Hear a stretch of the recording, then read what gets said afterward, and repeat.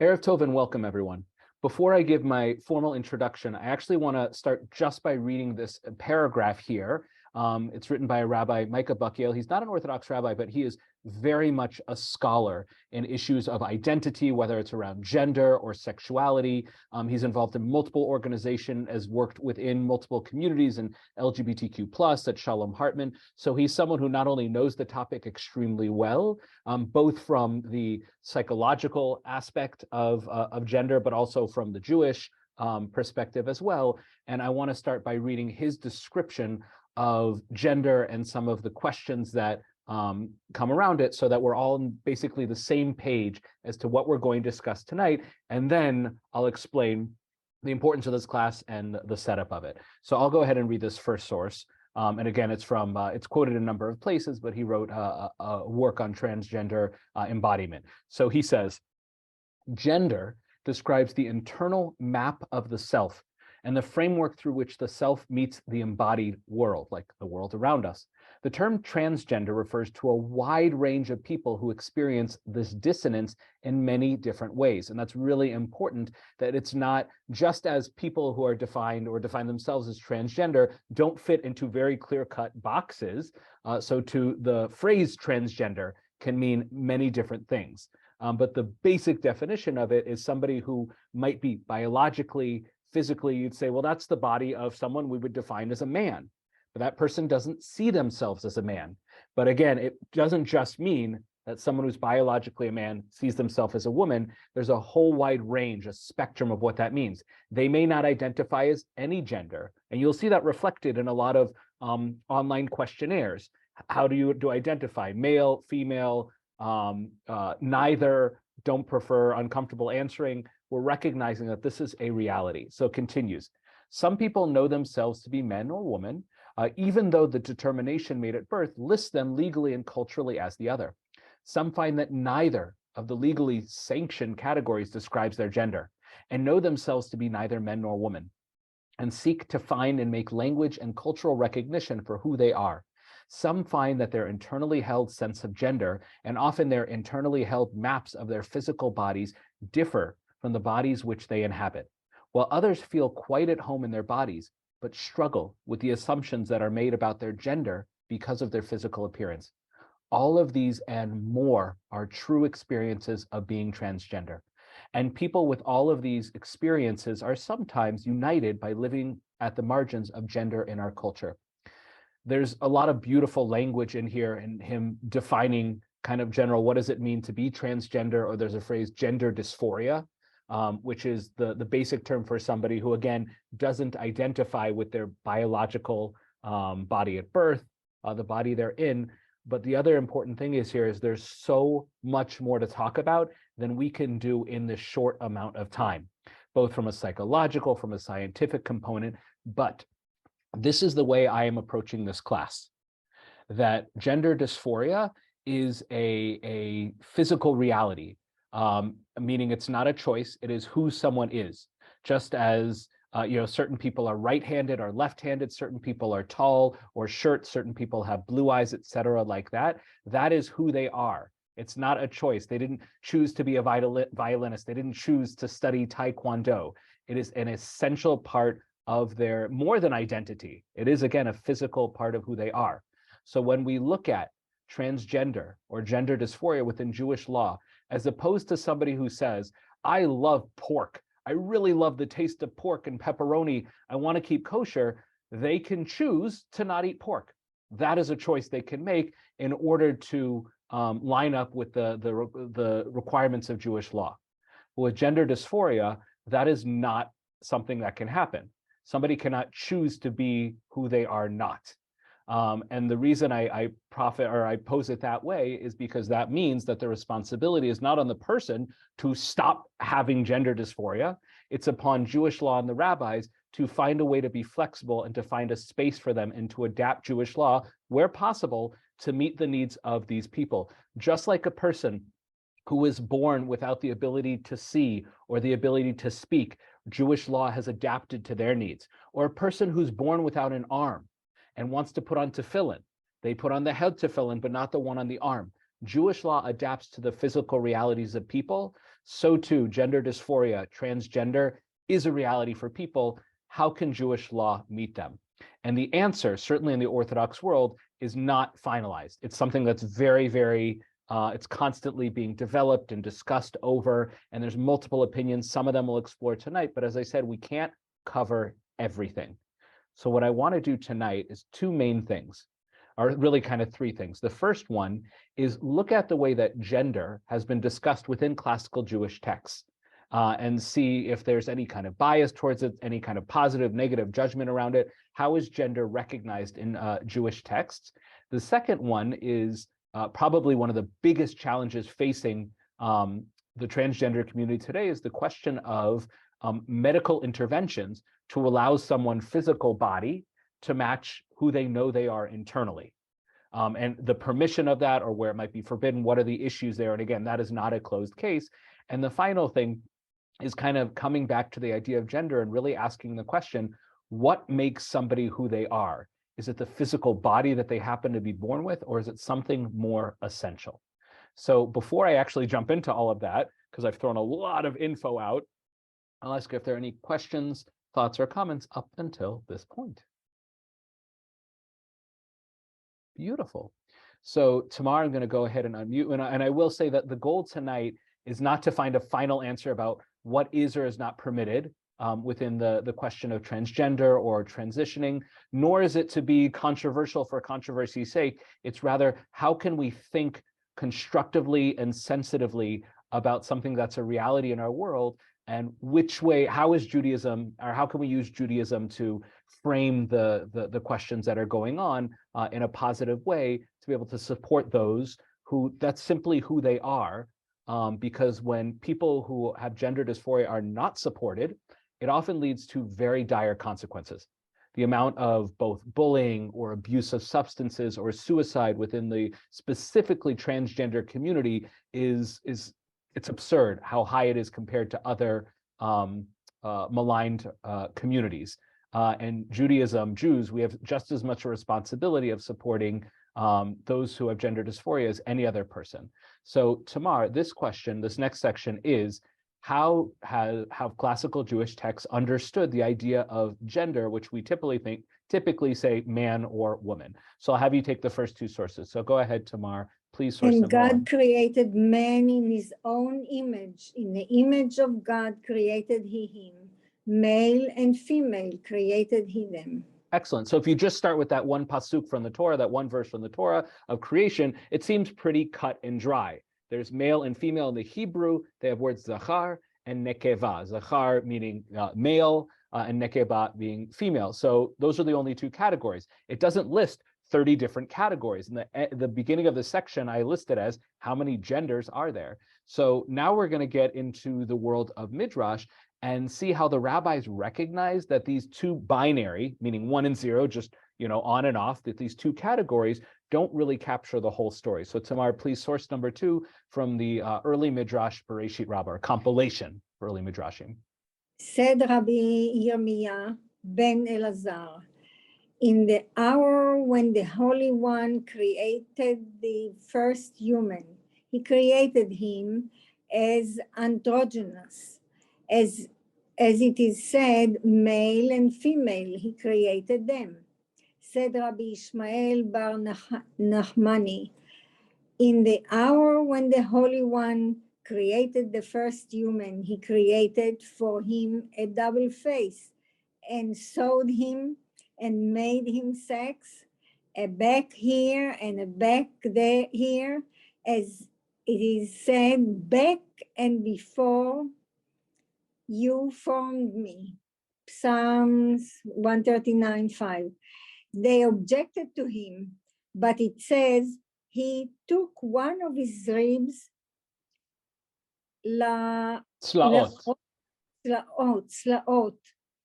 He said to them, it means one of his sides, sitrohi, just as you would say, and for the side tsela of the tabernacle, Mishkan, which they translate in Aramaic for the side setter. Excellent, thank you. And it's important that we went through all those sources because it shows examples. The famous story is that God created man, Adam, and from him he took one of his ribs to create woman. And there's this is the Midrash, where it says that actually it wasn't that he ripped a little rib out of the side, because over in this other source in Shemot, when it talks about the word tsela, it doesn't mean a rib, it means the side of something. So he took a whole side of man. But then what did the first man look like? So this Midrash, and even though it's Midrash and it's a bit fanciful, they're imagining that the first being that was created was neither female nor male, but it was both simultaneously. And one of the reasons that's important is because it says that man was created in the image of God. Well, God is not seen as male or female. God is beyond gender. Not that we would say God is androgynous, but the concept of gender only developed later, the idea of male and female, but God is beyond that. So too, the first being, the first human that was created in God's image is beyond gender.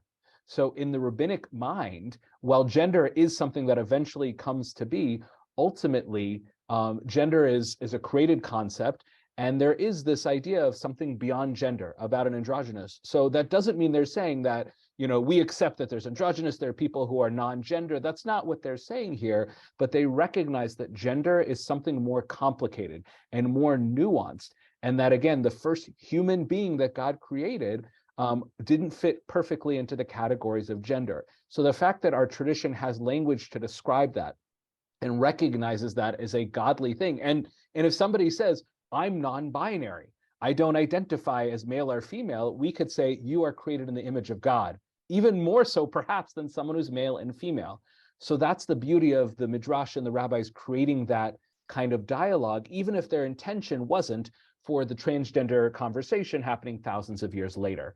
And the rabbis continue, and in fact, Rambam in his Mishneh Torah sort of summarizes that the rabbis, again, are very aware that people are physically born as things that don't fit into pure categories. And what we'll see is for them, they recognize that they don't say that somebody's born and they have to fit into a category. Oh, this person is born and they're born without male or female genitalia. We have to fix that because it's not okay. No, they recognize that people are born differently. And their concern is not, this person is a sinner, this person is not. Their concern, as we'll see in the source, should be number 4 right after this, is, how do they follow the law? So Leon, I'm gonna go ahead and unmute you. And if you could please, I'll have you read source number 3 and the one following it. So this is a halachic categorization of the different, at least at that time, in medieval times, the recognized kinds of gender. So please, source number 3, Leon. A person, excuse me, a person who possesses both a male sexual organ and a female sexual organ is called an androgynous. There is doubt whether such a person should be classified as a male or as a female. There is no physical sign that can ever enable such a distinction to be made. A person who possesses neither a male sexual organ nor a female sexual organ, but instead his genital area is a solid mass, is called a tumtum. Tumtum. Or tumtum. There is also doubt with regard to this person's status. If an operation is carried out and a male organ is revealed, he is definitely considered to be a male. If a female organ is revealed, she is definitely considered to be a female. Excellent, thank you. So can I just add one quick thing though? I'm just wondering if the rabbis were familiar with the Plato dialogue, the Symposium, because of they're talking about the nature of love, and the playwright Aristophanes relates a story about how when people were created, they were smushed together, male and female, on top of each other, just the way it mentions in the Midrash that you mentioned, that you listed earlier. Yeah, so I'm wondering if there was some kind of dialogue back and forth between that awareness of that in the Greek tradition also. In general, it is definitely known that the rabbis writ large, I don't know about specific rabbis, were aware of Greek culture and stories. Now, there weren't footnotes in the Talmud, so they didn't say, oh, I based this off of that, but it's fairly clear that that both cultures were probably influencing each other, meaning some ideas within Greek culture were probably influenced by the Jews and then eventually Christianity, et cetera, like that. So I can't say that 100% that was explicitly based off of Plato's dialogues, but it's very, very likely that they either were both aware of an earlier type of mythology, or that one learned it from the other. And perhaps it's more likely the Jews learned it from the Greeks, but that doesn't diminish it. It's simply a shared mythology, but it's very, very likely, yes, that one was clearly influenced by the other. And certainly Rambam was a student of Plato and Aristotle, so he was definitely aware of it quite explicitly. But what Rambam, there's a number of things that he does here. First of all, again, he's being very clinical, and that's not to diminish the experience and the challenges faced by certainly people throughout history who have had gender dysphoria or haven't fit into a simple category for sexuality. That's another class, and how the Torah deals with that, that's much more challenging. But in terms of gender, the concern here is simply Jewish law has actually, most mitzvot apply to men and women. It doesn't matter gender. But there's a couple of laws, particularly around marriage, we'll come back to, where it does matter if someone fits into the category of male or female in terms of obligations. And that's their concern here. And in fact, Leon, if you just want to take very quickly that last source, it's misnumbered, but the one that's from Mishnah Sota. What differences are there in law between a man and a woman? A man who has leprosy rends his clothes and loosens his hair, but a woman does not rend her clothes and loosen her hair. Now, that specific example is not important. There's a much longer list. The point is the question, ma ben ish isha, meaning for rabbis, when it came to people that didn't fit into a clear gender, their concern was, which mitzvot do they keep? What are they obligated in? So the rabbis say that a woman certainly can put on tefillin, but a man must. So somebody who's androgynous, who has the genitalia of both genders, do they have to put on tefillin? And that becomes a debate. Should they keep everything to be safe, or should they not do it just to be safe? But again, for them, it's not a matter of judgment. There's no judgment because, and this is the important thing, for them, they recognize that this is simply a biological reality, that people are born with different genders. Now, again, the reality of today, there have always been people who've had gender dysphoria. Today, we just have more of an awareness of understanding of it, but the rabbis lack that awareness and understanding. Had they had the psychological studies that we had today, been more aware of it, I don't know how it would have influenced it, but they do give us the building blocks that we can use today to say that someone's gender, it's not a matter of choice, it's something they were born as, and the only, not the only concern, but the only time that we are forced to engage in the conversation is when it's a matter of what side of the mechitza they sit on, if somebody's in the Orthodox world. You know, would someone be called up for an aliyah? Those are the questions. And again, it's not to diminish the psychological challenges this person goes through, but we don't put any judgment on it. It is simply who they are, and the conversation should be, okay, that's who you are. Now let's figure out what mitzvot that you are obligated in and not obligated in. The other thing that Rambam doesn't explicitly permit here, but he mentions, is the idea of surgery, which we'll come back to, because that's one of the big challenges in Jewish law. Fine, so somebody's born and they're not sure about what their gender is, or they're sure that their gender, who they are, does not match their physical body. Can they have surgery? So the surgery he's talking about is not the same as a transitioning one. A tumtum is somebody who they have genitalia of a specific gender, but because of some sort of malformity, there's a way to remove something so they can find it out.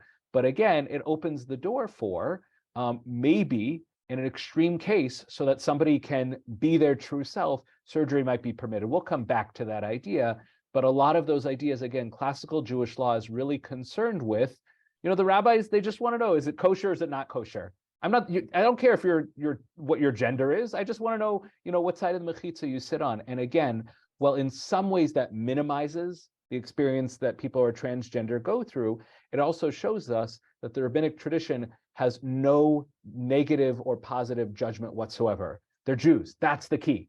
People of any gender, they're Jews. We're just concerned about how they keep the mitzvot. And that's really where the conversation should start from. And then the other stuff should be secondary to who they are as a human being, because they're a Jew first. And again, there's a separate conversation about conversion that's very important here. But again, the person is a person. Just as Adam was created in the image of God with no gender, according to the Midrash, so to every person, regardless of their gender or not identifying as either gender, they're a person and a Jew first. That's the most important takeaway from this section. So before we move on to some of the more technical questions, and again, I know there's so much we could say, any questions, thoughts, or comments up until now? Excellent. For all those who just came in, welcome. It's wonderful to have you. Beautiful.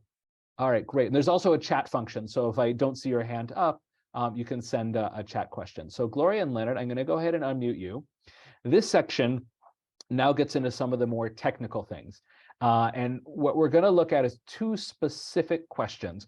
One is surgery to transition, meaning can somebody who, again, is born, who their body is biologically male, but they know that they are a woman, and they specifically choose that, meaning somebody who doesn't is non-binary. In some ways it might be easier, but I'm not going to say more on that because that's not my expertise. But they say, I want my body to match the gender I know I am. So whether it's having reconstructive surgery or hormones to change one's physical voice, body, et cetera, like that, are there issues with that in Jewish law? And is there any room for flexibility? So Gloria, here, I'll make it a little bit bigger. If you could please take source number one. Now, this is actually a very early midrash. Some midrashim are talking about stories and understanding things from a historical perspective, et cetera, like that. But some midrashim are legal texts. So when we say midrash, we usually just mean it's a nice story to enhance the text. But midrash is any kind of rabbinic, interpretation of the Torah text, sometimes legal, sometimes homiletical is the other word we use. So Gloria, please, source number one, Sifra Emor, the midrash on, well, specific on the section of Emor and Vayikra. You shall not offer. I only know that they may not offer castrated animals. How do I know that they cannot perform the castration? The verse teaches, you shall have no such practices. How do we know this applies to humans as well? The verse teaches, among you. These are the words of Ben Hachinai. Excellent, thank you. Now, there's a lot more we could do in unpacking this, but essentially, there's a verse in the Torah that talks about the laws of korbanot, animal offerings, and it says that the animal can have no imperfections. You can't have a limb missing, and no one can do anything to it, including castrating. Now, why would someone do that? Anyone who's worked on a farm, not myself, but I know that castrating a male animal will often make it more docile and easy to work with. So there are certain benefits to it in somebody who's caring for an animal. It doesn't kill it. But a bull who's castrated is not going to be siring other bulls and going crazy, et cetera, like that. Susan, I see your hand. I'll get you in a moment. However, the Torah says a castrated animal cannot be offered. Now, it doesn't actually say that about human beings. So what you have is a midrash that says just as animals cannot be castrated, so too humans cannot be castrated. Now, this doesn't relate specifically to women who wish to transition to men because they are men. But if a man wants to have a surgery to remove his male genitalia because he is a woman, she is a woman, the Torah would have something to say about that. Now, the question is it forbidden by the Torah, even though it doesn't say it, or do the rabbis forbid it? And we have a lot of laws like that. For example, the Torah forbids, the eating of pork, but the Torah doesn't forbid the eating of chicken and milk.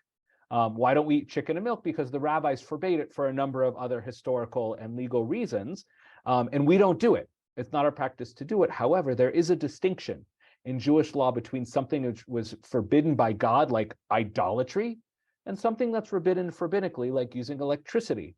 There's a lot more leniencies around electricity on Shabbat than there is about making a fire on Shabbat. So before we go into how that would apply in a real case, Susan, I'm going to go ahead and unmute you. You just got to click on your side and then go ahead with your question. Yeah, please, Susan. Well, I was just thinking about animals that are imperfect. If you're just sacrificing it to get rid of it because it's no good, then it's not really a sacrifice. So it's got to be an animal that has some value that you're Yeah. Oh, giving you're up. saying just the idea behind why the Torah wants an animal which is perfect. And in some ways that goes back all the way to the story about Cain v'Hevel, where it can't be an afterthought. You have to intentionally raise and care for this animal and make sure you know that God is getting your absolute best. So yes, beautiful point there, Susan. Thank you. Beautiful. So the next source that we're going to look at here in Elizabeth, I'm going to go ahead and unmute you, is a relatively contemporary source. This is 20th century, Rabbi Mordechai Yaakov Breish. And the topic that he has is not specifically about one transitioning, but it's very relevant to our case because it has to do with elective surgery. And the specific question is a woman who's wants to get married and she doesn't like her appearance. mean, there's nothing actually wrong with her, but she wants to get whether it's a nose job or something with her face. And the reason that's an issue is because rabbinically it's forbidden, perhaps by the Torah, to injure ourselves, to cut ourselves in any ways. And we get a lot from that, whether it's tattooing or damaging ourselves. So it's definitely forbidden. I can't just go out there and let's say I join some sort of a sports team. And the way we all mark ourselves is we cut something into our arms. Jewish law would forbid that quite explicitly. So the question is there a case where an elective surgery, meaning it's not life or death? If it was life or death, no question. But is there room in Jewish law for an elective surgery, meaning someone who's transgender, they're not going to die. It's not a life or death situation if they don't get the transition surgery, or is it? So Elizabeth, if you would take this section from his teshuvah, and this applies not only potentially, I'm saying that very clearly, it could apply to transitioning from male to female and vice versa, but specifically, this is very relevant in cosmetic surgery. So please, Elizabeth. Concerning this question of whether it is permitted for a girl to have cosmetic surgery to straighten her nose and to make it smaller, which is done for the purpose of beauty, so it will be easier for her to find a suitable mate. In Tosafot, it states that if one has no pain other than that one is embarrassed to walk in public, it is permitted, as there is no greater pain than this. And in Tosafot, it states that people look at a woman for her beauty. If so, in our case, where there are both factors, she is presumably embarrassed to walk around with her friends because a woman is jealous of the thigh, that is the appearance, and beauty of her friend. If so, there is no greater pain than this. If so, then we have a set halakhic precedent that is permitted to cut off even a limb or to let blood due to one's pain, and there is no problem of making a wound. Excellent, thank you. There's so much beautiful about this teshuvah, but two relevant things here. One, actually take a step back. In a lot of the conversations that are had at the political level, which anybody who actually looks into the question of transitioning, whether it's hormones or surgery, whatever it is, anyone who looks into it, and certainly anyone who's in it, knows that 99% of what come out of politicians' mouths are a bunch of nonsense, lies, and quite misleading and damaging.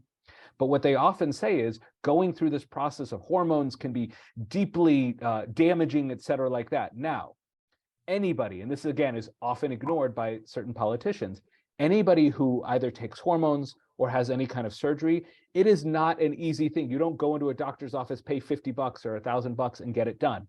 It is a long, complex project where they work with their doctor, with psychologists, and if they're a minor, with their parents and therapists, it is incredibly complicated in a good way, process where they make sure they know what they're getting into. Now, the process of getting a major surgery is, and again, I don't know this from personal experience, I know this from reading reputable sources and talking to people who have gone through this, is getting that surgery. There can be traumas related to it. It's not easy to go through the hormonal process. There are side effects. However, the reality is for not everyone, but for many, many people, not doing this is far, far, far, far, far more damaging psychologically, and again, potentially even physically. As I said, suicide is unnecessarily high within the LGBTQ+, but specifically transgender community. So if someone says, oh, they're transitioning, it's forbidden for them to have surgery unless it's life or death. Well, here you see a teshuvah that says, usually we don't allow someone to cut their body, do surgery, unless it's a really big life or death issue, like a skin graft after a serious burn. But Rabbi Breish says the kind of suffering associated with a woman who cannot stand to look at herself, which is another conversation, that kind of emotional suffering, there's no greater pain than that. And that can be considered almost to the level of life or death. So to someone who has gender dysphoria and they can't live their lives, and the way they're treated by others, the way they see themselves and others see them, is destroying them psychologically, there is room in Jewish law to say that that kind of suffering is so great that we can be lenient. Now, just because Rabbi Breish wrote it doesn't mean everyone follows it. So we're going to come back to that, but we've laid the groundwork for the idea that things which would generally be forbidden, i.e. to have the surgery, in certain cases might be permitted if it will alleviate true and great suffering. And we know for a fact there is massive, widespread psychological, and again, often suicidal suffering within the transgender community, and not just transgender. But before we come back to that, and what do we do with that, one other topic that we can go through rather quickly, this is a class I gave the Parsha series, is the question of cross-dressing. So this one in some ways would seem much easier. Fine, so we're not doing major surgery. The side effects, both psychological and physical, are much smaller, but what if somebody who's born in the body of a biological male wants to dress as a female, and they don't have to go through hormones and surgery, that's enough for them? Well, shouldn't that be fine?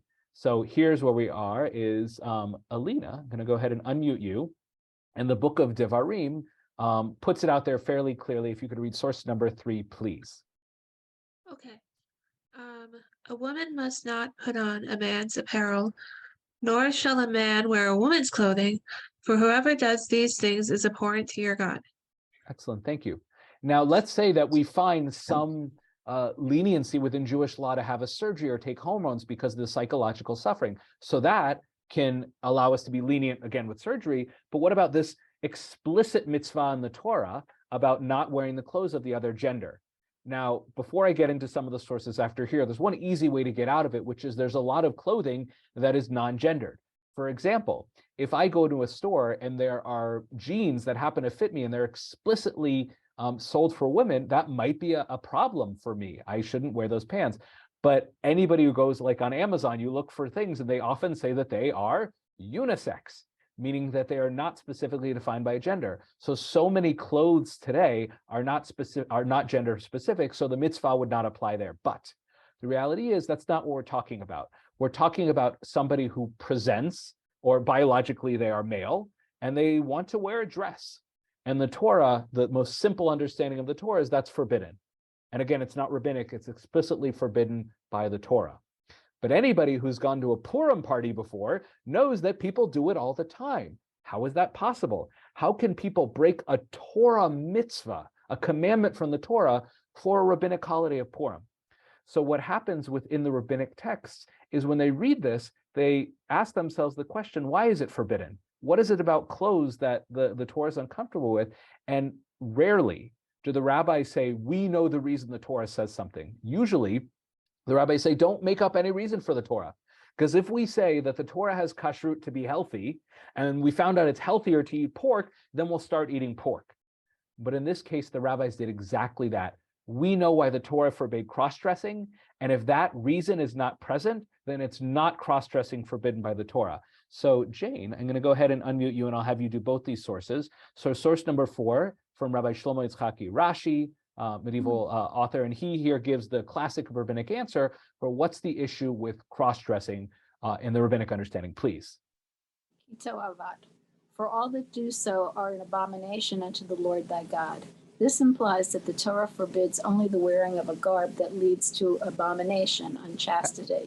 Excellent. So in the actual verse in the Torah, it says, why can't you cross-dress? Because it's a toeva. Now, the word toeva is usually translated as abomination, but the rabbinic or Rashi, the Talmudic understanding that he brings in, it's not that it is an act that is an abominable in and of itself. It's that the act, when it leads to abominable acts, which is adultery. Now, again, what were the rabbis actually imagining? A guy dresses up in women's clothing and then sneaks into an all-girls, bathhouse. I think that's really what they're imagining. That's one of the examples there. But the reality is, not only on Purim is that certainly not applicable, but again, and this unfortunately has become a talking point for certain politicians. Why would someone biologically a male dress in female clothing so they can go into a woman's bathroom and do inappropriate stuff? No, they're going to the bathroom because they have to go to the bathroom. So again, the reality, the rabbis understood the real reality about what the issue is here. So if somebody is actually cross-dressing to do something untoward, they can't do it. But if they're dressing in the clothing of the other physical gender because that's who they are, no problem with it. And the Shulchan Aruch, Jane, if you would read source number 5, please. And the custom to wear mask costumes on Purim and a man wearing a woman's dress and a woman wearing a man's clothing is not prohibited, since the intention is for mere joy. Yeah, simcha ba'alma. And literally, Why would somebody who has gender dysphoria dress in the clothing of the other biological gender? For their happiness. If you need a proof text that would permit somebody who is transgender to wear the other clothes. Now, again, that's not probably the mainstream view, but it's very easy to argue that this issue should be very easy to get out of. And again, you could find unisex clothes, but for somebody of one gender to wear the clothes of the other gender, to bring them happiness, to prevent depression, again, you could point to the source in the Shulchan Aruch, and I think it's a pretty strong source to permit it because they're not doing it for licentiousness or inappropriateness. Actually, Jane, if you want to take source number 6 real quick, please. According to Bach, one may be lenient only when there is a real need to wear a garment of the opposite sex. For example, a man may wear a woman's raincoat if he has no other way to protect himself from the rain, because his sole intention is to protect himself. Taz concurs. Excellent. So Bach Beit Chadash, a commentary on it, the Taz Torah Zahav. But this is Penine Halacha. Rabbi Melamed is a contemporary source in Israel. Now, this is something that I'll mention again in a moment. These sources are not talking about transgender and gender dysphoria, but I think there are strong texts that can be applied to it. So how could number 6 apply is, again, what better reason for a person to, and when I say cross-dress, there's a negative connotation there. And I don't mean it like that. It's not like a temporary thing, drag queens, which again could be permitted for somebody who's defined as a drag queen. They're doing it because it brings them, endless joy. They're not doing it for inappropriate, wrong means. So this thing here says somebody can only circumvent this commandment from the Torah if there's a real good reason for it. But what better reason than for somebody to be them true selves and to stave off deep depression and psychological trauma? So by recognizing that, and the rabbis, and you'll see that in the next source, the rabbis are very aware of psychological realities and the challenges that these bring up. And these sources open the door. And again, it's not necessarily mainstream. I don't know that you could walk into a frum yeshiva in Israel and say, I read the Shulchan Aruch about simcha ba'alma, you can cross-dress for pure joy. So as someone who's transgender, born as a man, can she dress as a woman? I don't know that you would get a yes, but they're going to have to work real hard to argue against it, at least in the classical sources. I don't know what the contemporary right ones are saying now. So I saw a hand up before we read that last little source. I don't know if it's still up, but we'll come back to it in a moment if we can. So this last one, this rabbi, we actually had him as our guest rabbi at Lake Park Synagogue, Rabbi Manning. My wife and I, hopefully we'll see him in Israel, but he's an incredible teacher and scholar. And he wrote a really amazing piece, like 10 pages long, bringing in the mainstream sources about transgender. And the big section that he dealt with was about transitioning and hormones and surgery. And the reality is, if you look at most of the mainstream sources, they generally say no. They generally don't permit it. And he also was very clear about the ones that seem to permit it are often taken out of context. And we'll look at one of those in a moment. However, one of the great strengths of Rabbi Manning is his intellectual honesty and his recognition that just like the Torah says, in the regular case, men can't dress as women and vice versa. We're not talking about regular cases here. We're talking about extreme exceptions to the rule. So I'll just read this one. So in the footnotes, he makes 2 very important notes. Footnote 11, again, this is out of context, but you'll get the gist. He says, this, of course, raises the question of what is considered a legitimate medical need. So in the sources that say one could have surgery, take hormones, et cetera, like that, when there's a legitimate medical need, then he continues, there's no question that psychological factors are halachically relevant. Now, he doesn't come out straight away and say that someone with gender dysphoria, therefore, can have any kind of surgery necessary, but he absolutely recognizes that that door is not shut closed. The Torah does not say explicitly that no matter what, you can never have surgery for anything. Not what the Torah says. It's not what the classical rabbinic texts say. And the next one, source number 12, where he says pretty clearly that based on the sources, we cannot permit hormonal therapy and certainly not surgery. But then there's the footnote.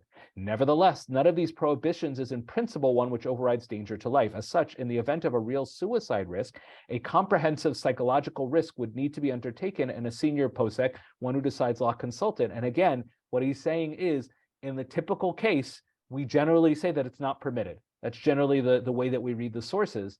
But of course, there are exceptions to the rule. So could somebody who has gender dysphoria, but they're well-adjusted, whatever that means, and I don't know what that means, and they can live their life without getting any kind of surgery. Could they get surgery? The sources would probably lean towards no.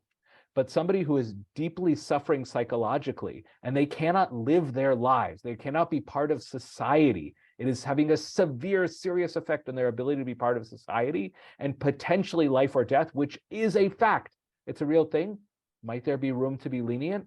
And Rabbi Manning says, yeah, there might be room. Again, he doesn't say it's permitted. He's careful not to say that because no one else has said it. But anyone who reads the sources carefully and knows what's really going on in the LGBTQ plus community knows that Jewish law needs to be lenient, and it can be. No one's published that yet, but the door is very much open.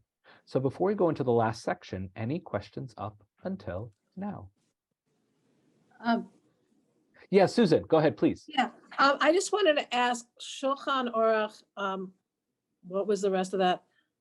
Something Chaim, Orach Chaim, yeah. Orach Chaim. Is that the Shulchan Aruch or is that some later source? Oh, it's a great question. So the Shulchan Aruch has 4 sections, each dealing with different topics. So the first one that deals with daily stuff about like stuff that comes up regularly throughout the calendar, holidays, Shabbat, daily prayers, etc., like that, and a few other things is the section of Orach Chaim, like the path of, life. And then the next section deals with irregular things that don't come up every day, like a bris, kashrut things that only come up. And then the third section deals with civil laws, and the last section deals with marriage, etc., like that. So no, it is 1/4 of the Shulchan Aruch, although I think it's actually longer. It might. Okay, so it's not like Aruch Shulchan or another. No. You have flipping. Right. Okay, No, this thanks. is the Shulchan Aruch, of course. So this last section here, and I might skip over one of these sources and just kind of mention it because it's super duper fascinating. So the author of the Shulchan Aruch, there are 2 authors, one Sephardic who did the main text, Rav Yosef Cairo. I think I gave a class on Rav Yosef Cairo and mentioned that he is brilliant. There's no buts to that. And his work Shulchan Aruch is authoritative and amazing. But the way he came to some of his rulings are a little wonky because he had some dreams, which in this week's coming parasha, Yosef has dreams. And those dreams are given to him by God in their reality. So the idea that in our dreams we can have prophetic knowledge is not crazy. It's part of our tradition. Rav Yosef Cairo had prophetic dreams where the Magid, the storyteller, came to him and told him how to rule in certain cases. So the case here is wild. I think we'll read it inside because it's just so incredible. And Elizabeth, I'll go ahead and unmute you. And the background to the case is essentially, it'll kind of come out in here, but there's somebody who, I'll just let you read it and then we'll unpack it. It'll speak for itself. But again, it has to do with the question of what makes a man and a woman a woman? Is it the biological body that they are born with? Maybe not. Please, Elizabeth. I have already revealed to you last Shabbat concerning your first 2 wives. Now I have come to reveal to you the secret of your third wife. Excuse me. You should know that this woman was in the past a proper Torah scholar.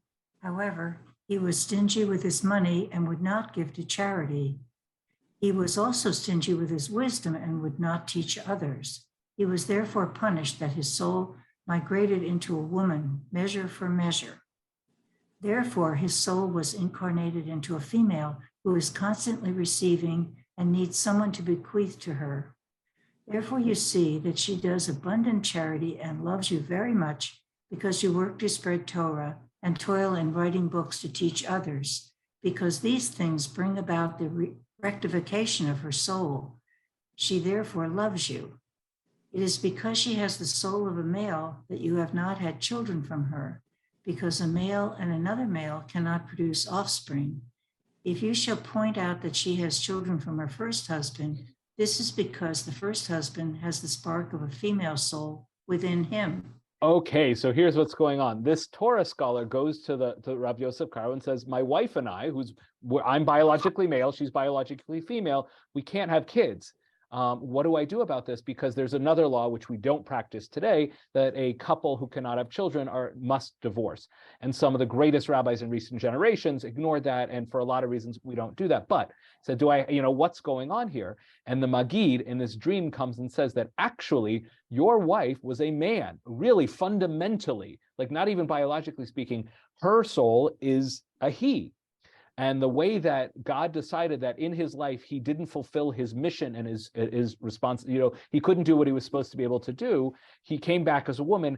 And now, because he didn't learn enough Torah, he came back now as a woman and is supporting you in learning Torah. But fundamentally, he is a man. Even though the body is that of a woman, it doesn't matter how many IVFs or treatments you have at the doctor, which they didn't have, in the 17th century. You're never going to have a kid because you're both guys. And fundamentally, on a soul level, only male and female, going back to Adam and Chava, only when they reunite into that male and female component and that godly in the image of God, then they create life.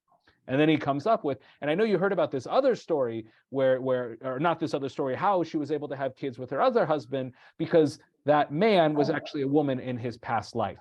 So despite both the beauty and absurdity of this story, the takeaway is the recognition that fundamentally a person is not their body, it is their soul. And that's a huge, I don't say knockout punch, but that is a big source text for the idea that supports, I don't want to say supports gender dysphoria, but allows us to recognize, validate, and be supportive of those who say, I know I am a woman. Well, Rav Yosef Cairo and the Magid agree with you. If you believe that you are a woman, then your soul is that of a woman. And then the question is, can we be lenient in Jewish law to make them match up? One of the final source that we'll look at here is often used as a source to permit surgery and transitioning. However, that's not what it's doing here. As Rab Manning pointed out, the context of this is one of marriage. What happens if somebody who is born a biological male transitions to a female? So they no longer identify as a male. The question is, are they still married to their wife? Do they need to give a get, or are they now a new person? And the husband is essentially, who was a man, is dead. Because if a member of a married couple dies, their marriage is automatically null and void. Well, now that this person born a man is a woman, so that man no longer exists, is that marriage null and void? So that's the context here. He is not giving permission to transition, but he does recognize after the fact that it is valid. So again, make that distinction.